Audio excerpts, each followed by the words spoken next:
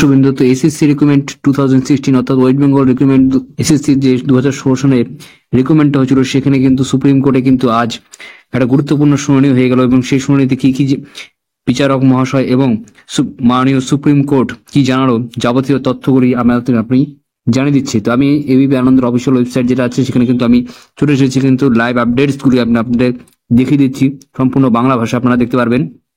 যখন আপনারা দেখতে পাচ্ছেন যে বিগ ব্রেকিং নিউজ, বর্তমানে কিন্তু সুপ্রিম কোর্ট থেকে কিন্তু চলে এসেছে এসএসসি যে চাকরি বাতিলের মামলাটির শুনানি আজ কিন্তু মুলতবি হয়ে গেল এবং সুপ্রিম কোর্টে সেটা কিন্তু জারি হয়ে গেল এবং ফের শুনানি হবে 15 জানুয়ারি। তবে সিবিআই কে রিপোর্ট জমা দিতে হবে আজই, জানো সর্বোচ্চ আদালত। এটা কিন্তু বড় পজিটিভ পয়েন্ট।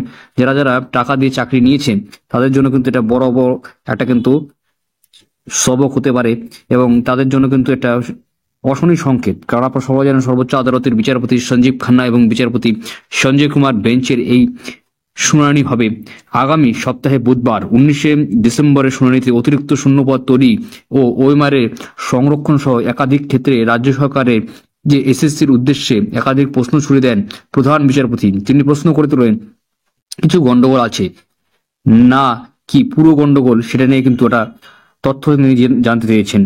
সমস্ত বিস্তারিত তথ্য কিন্তু সিবিআই কাছে দিতে কমিশনকে কিন্তু এসএসসির কমিশন যে আছে বোর্ডের কমিশন তাকে কিন্তু জানাতে বলেছে।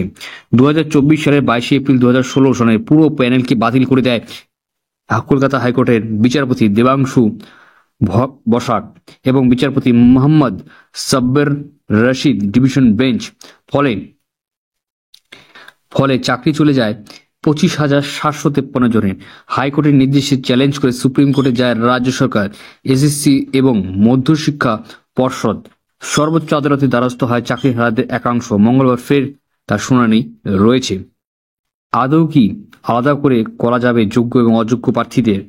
যোগ্য চাকরি কি বহাল থাকবে তা জানতে সবার নজর সুপ্রিম কোর্টে আগামী বুধবারের শুনানিতে।